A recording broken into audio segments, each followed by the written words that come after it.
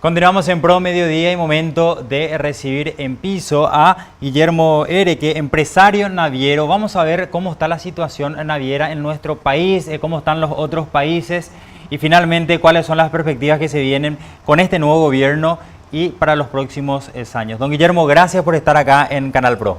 Gracias por invitarme, es un espacio muy especial para hablar sobre lo que es la producción y en el caso nuestro la logística que moviliza la producción paraguaya, así que me encanta, muchas gracias. Claro, es un eslabón más dentro de lo que significa la producción a nivel nacional y nos encantaría que nos pueda contar cuál es la situación actual que está viviendo Paraguay en materia de navegabilidad, por ejemplo, don Guillermo. Bueno, la navegabilidad en el río Paraguay hoy está en buenas condiciones. El Pantanal está proveyendo de suficiente agua como para mantener las crecidas que se generaron a partir hace ya un par de años y el año pasado en lo que es la cuenca media, digamos. La cuenca media es, digamos, desde Bahía Negra para abajo. Esa es la cuenca media, la cuenca alta es lo que es el Pantanal propiamente dicho y luego la cuenca baja que va de Asunción para el sur, digamos. Bueno, esa cuenca media recibió muchas lluvias hace un par de años y hasta más o menos un año atrás. Y luego el Pantanal también creció después de casi 4 años de no tener nada prácticamente de agua. Y eso hace que se mantenga. El Pantanal es el gran pulmón de la región.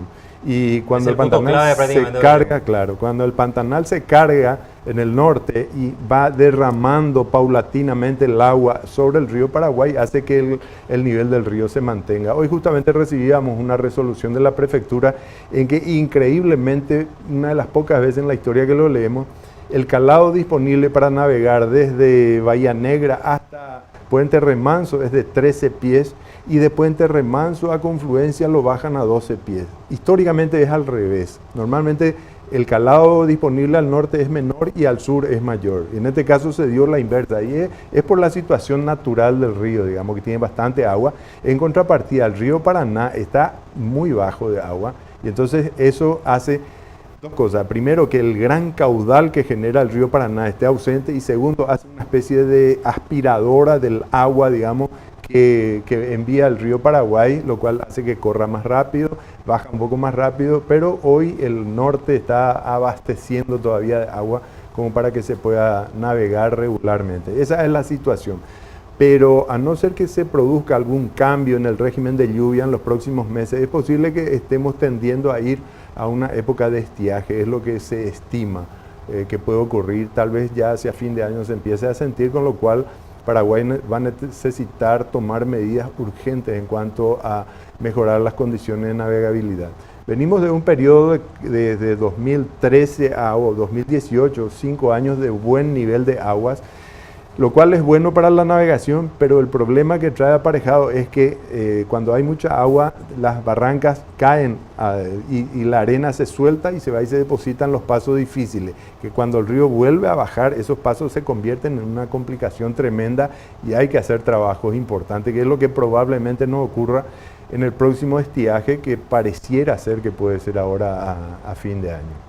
¿A qué atribuye estos 5 años buenos que estaba citando recién don Guillermo? ¿Se están trabajando las partes o fue una cuestión natural, climática, que colaboró? Absolutamente, es un distinto régimen de lluvia, diferente a lo que hemos tenido en los anteriores 17 años, de un régimen de lluvia relativamente bajo, con lluvias en otras regiones, en función al tema del niño, la niña, claro, y todo eso, van modificando los sitios donde llueve y hay veces que hay inundaciones en la costa atlántica de Brasil, Uruguay, incluso parte de Argentina y nosotros no tenemos agua aquí, o hay veces que llueve al otro lado de la cordillera de los Andes y no tenemos agua, o hay veces que llueve mucho aquí. Bueno, esas son las condiciones que se han dado ahora con un régimen de lluvia importante en la cuenca media, como te decía, y también luego en el Pantanal, lo cual hizo que el agua, digamos, se juntara en la región como para que podamos tener este régimen.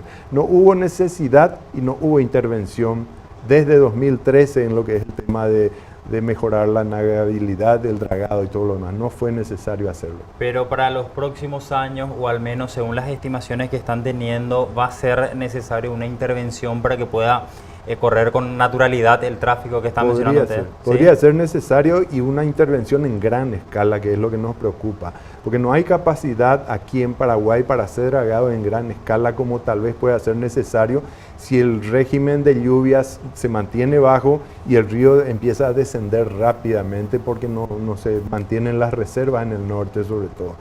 Esa es una cuestión que podría darse, digo, tal vez ya hacia fin de año, dependiendo del régimen de lluvia que tengamos ahora, agosto, septiembre, octubre, que a veces llueve un poco más. Don Guillermo, y en materia de transporte de carga, sabemos que los primeros 6 meses al menos son importantes en materia de tráfico. ¿Cómo le ha ido en este 2018 en comparación, por ejemplo, al año pasado? Bueno, este año fue un poco mejor en cuanto al volumen de carga transportada a granel. Hay, digamos, 3 grandes sectores dentro de lo que es el transporte fluvial. El tema de los graneles de exportación, que son la soja, hoy hay arroz, trigo a veces, maíz a veces. Luego está el tema del transporte de combustible, que es de subida principalmente. Y luego el tercero, el transporte de contenedores. Cada uno de estos sectores tiene una realidad distinta, digamos. Yendo al tema de los graneles sólidos, secos, eso tuvo este año con la soja un buen año en el primer semestre, pero ahora prácticamente un 70% de la flota está amarrada ya porque ya no hay carga. Y en ese campo, comentábamos antes, otro producto que es muy importante, que hasta el 2014 fue prácticamente el 40% de todo lo que se transportaba, era el mineral de hierro. Sí. Es un subproducto, una materia prima para producir acero, que hoy está en menos del 50% de lo que se transportó en 2014. Cayó de 2014 de casi 10 millones de toneladas a 2 millones en 2015 por la crisis de los commodities. Luego de a poquito fue recuperando, hoy está en 3 millones y pico de toneladas, pero todavía no sigue teniendo el peso que tenía antes como carga. Y ese es un producto que se transporta todo el año. Entonces eso es lo que daría trabajo a la flota de barcazas de granelera en esta época, pero no la tienen porque el mineral está ausente. Unos pocos contratos se están cumpliendo. La soja ya salió, hay algún arroz que, dada la circunstancia del mercado brasileño, que perdió mucho de su poder adquisitivo, los empresarios arroceros paraguayos buscaron otros mercados y por ejemplo vendieron a Irak, y se está sacando ese arroz, pero el volumen no incide en lo que es la capacidad logística. Este año maíz no hubo y otros graneles prácticamente ya no existen. Entonces la realidad de ese sector específico, que es el más grande de lo que es la logística fluvial, es esa: primer semestre de trabajo y ahora parados.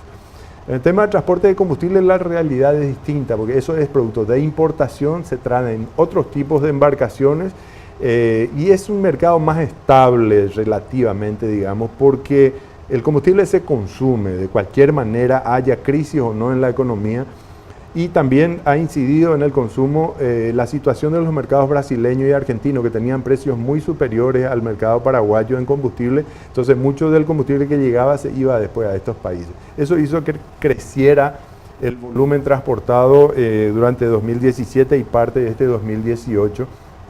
Entonces eso está en su ritmo, digamos. Y luego está la parte de contenedores, que es un volumen bastante menor. La estimación es que este 2018 Paraguay movería unos 200.000 contenedores más o menos entre importación y exportación, digamos. La importación se hace mayoritariamente en contenedores comunes, normales, y la exportación en gran parte es en contenedores refrigerados, porque se trata de carne y productos digamos, perecederos que requieren este tipo de contenedores, digamos. Entonces esa es básicamente la figura.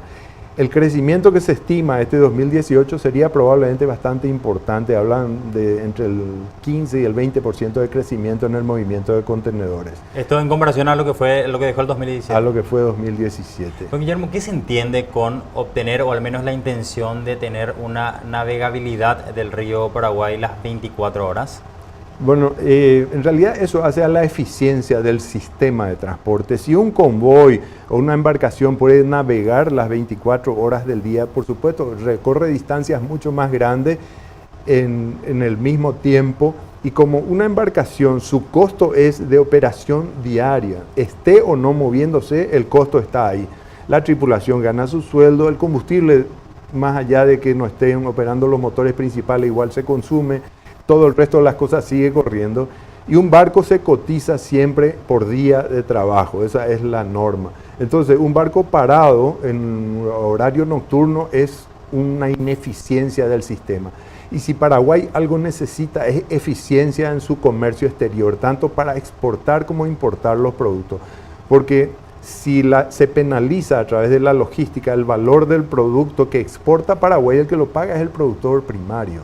Ese que está ahí cosechando ese producto que se exporta, a él se le traslada el costo. Y a la inversa, si la importación de los artículos que Paraguay consume se penaliza por costos logísticos, el consumidor es el que lo paga, porque el que importa, el que lo vende, suma todos sus costos y después saca el precio de venta. Entonces, es muy importante para la eficiencia, la eficacia del sistema de comercio exterior paraguayo que la logística sea eficiente. Y de eso se trata la navegabilidad 24 horas del día. Es un objetivo difícil de lograr, es un objetivo que probablemente a corto plazo no se logre, pero sí hay herramientas que nos están implementando y que se debiera implementar. Y son herramientas de todo tipo. El tema burocrático, por ejemplo, a nivel de las oficinas del gobierno que tienen que ver con el transporte fluvial, hay muchos sectores que no funcionan más allá de las 5 o 6 de la tarde y que lógico, si no lograste meter un permiso o lo que fuera, un rol, ese día antes de esa hora tenés que esperar al día siguiente. Y eso es ineficacia, ineficiencia. Luego está el tema de las condiciones del río. El río Paraguay es un río que tiene la característica de tener muchos meandros, o sea, no es un río lineal, no es un río que vaya en línea recta, como sí es un poco más el Paraná. Entonces, la navegabilidad del río Paraguay depende mucho de las condiciones y que si bien hoy son buenas las condiciones, pero la falta de señalización del río, con balizas tanto físicas como electrónicas, hace que no se pueda navegar con eficiencia y con seguridad, sobre todo las 24 horas del día. Hoy no hablamos de una necesidad en este momento de dragado, es probable que esa necesidad se dé aquí a corto plazo, antes de fin de año, pero lo que sí ahora es necesario es la señalización que no existe y no está ahí. Entonces, eso sería un escenario ideal para que el comercio exterior paraguayo no se vea penalizado con tan altos costos logísticos. Actualmente se están utilizando, al menos por citar estos países, el puerto de Buenos Aires, también el de Montevideo. ¿Cuál es el más rentable, cuál es el menos burocrático para el empresario paraguayo, don Guillermo? Bueno, los puertos uruguayos tienen un costo más alto que los puertos argentinos, son de una dimensión menor, hay menos opciones que en el lado argentino. Argentina tiene mayor cantidad de puertos, son mucho más grandes, porque a través de esos puertos se evacúa tanto la exportación como importación del propio mercado argentino, que es un mercado grande. Uruguay es un país más pequeño, es parecido al nuestro, incluso más pequeño que nosotros, entonces su infraestructura es menor. Luego, Uruguay tiene una carga pasiva muy importante desde el punto de vista social laboral, digamos. Tiene una cantidad impresionante de jubilados, pensionados, subsidiados que cargan sobre la producción actual, ¿verdad? Argentina tiene una situación un poco distinta. Entonces, operar en Argentina es más económico que operar en Uruguay. Lo que nos ocurría en el pasado es que con los graves problemas que nos planteó el gobierno argentino de los Kirchner, fue necesario ir a pagar costos más altos a Uruguay con tal de asegurar de que la carga se movía en condiciones razonables y sin mucho problema como lo que nos ocurría en la Argentina, como por ejemplo, en un momento dado Argentina obligaba a escanear el 100% de los contenedores que salían de Paraguay o que venían hacia Paraguay, 100%, con un costo de alrededor de $500 por cada contenedor, que es el equivalente a lo que costaba el flete de Buenos Aires a Asunción. Entonces, eso más otras varias medidas que implementó el gobierno argentino durante los 15, 18 años del gobierno de los Kirchner, fue muy complicado. Eso nos obligó a ir con toda la carga a Uruguay, pero después Uruguay se volvió complicado. Tuvimos en un momento dado parados como casi 10.000 contenedores esperando puerto para ingresar por varios motivos, incluido el tema sindical y laboral. Entonces, a partir de ese momento la gente optó por volver a los puertos argentinos que están funcionando muy bien hoy. Argentina tiene hoy una actitud y una política de Estado muy distinta a la que era esa época. Por último, don Guillermo, me gustaría que nos hable acerca de lo que le estaba consultando antes de entrar al bloque en relación a que Bolivia podría dar 10 millones de toneladas de carga, pero hablaba usted de un proyecto, que Bolivia permanentemente tiene buenas ideas, pero no pasan de ser proyectos. Es así, sí. Bolivia es un país que tiene una gran capacidad de producción en lo que es el llano boliviano, y el llano está vinculado directamente con el río Paraguay. Ellos llevan toda esa carga a través de la cordillera hasta los puertos del Pacífico, con un costo logístico enorme. Entonces ellos mismos saben de que a ellos les convendría traer la carga al río Paraguay, llevarla hasta el río de la Plata y ponerla en buques oceánicos allí. Pero esto, como te decía, no deja de ser proyecto, porque ningún gobierno pasado ni el actual, que lleva ya unos cuantos años en Bolivia, ha logrado concretar eso. Entonces, es cierto, hay un potencial de carga importante ahí. Depende de la voluntad política que haya en Bolivia de realmente realizar ese cambio. Ellos permanentemente están hablando de esa posibilidad, pero en realidad no se concreta hasta hoy. Otro lugar desde donde se puede generar mucha carga para la flota fluvial paraguaya, o sea, para la logística fluvial de la región que está en manos de Paraguay, es Brasil, que se está haciendo la prueba actualmente, o sea, en el principio del año en Concepción, de traer carga de Mato Grosso Sur a Concepción, embarcarlo allí y llevarlo al Río de la Plata. Bueno, esa es una posibilidad, una opción. También Brasil está queriendo reactivar otras unidades, como el caso de Puerto Murciño, donde quieren finalmente instalar un puerto para cargar en el propio estado de Mato Grosso, en Puerto Murciño, su carga para exportarla por vía fluvial al Río de la Plata. Ahí hay un potencial enorme, de 10 y más millones de toneladas. Esa región de Brasil, Mato Grosso Sur y Mato Grosso, produce 5 veces más que Paraguay en todo lo que es el tema granelero, carne y un montón de otros tipos. ¿Y sería un proyecto más viable que el de Bolivia hasta ahora? Son más ejecutivos. Bueno, don Guillermo, gracias por estar aquí en nuestros estudios y poder contarnos acerca de la actualidad en materia fluvial, todo lo que se viene para el 2018 y también las perspectivas para el año que viene. Muchísimas gracias. Gracias a vos por la entrevista, muy interesante, y bueno, gracias a la audiencia por la paciencia que nos tuvo en recibirnos en su hogar. Muchas gracias. Muchas gracias. Así pasaba entonces Guillermo Ereque, empresario naviero, hablando acerca de la situación que estamos viviendo en nuestro país y por supuesto las perspectivas que se vienen. Vamos a una breve pausa y ya volvemos.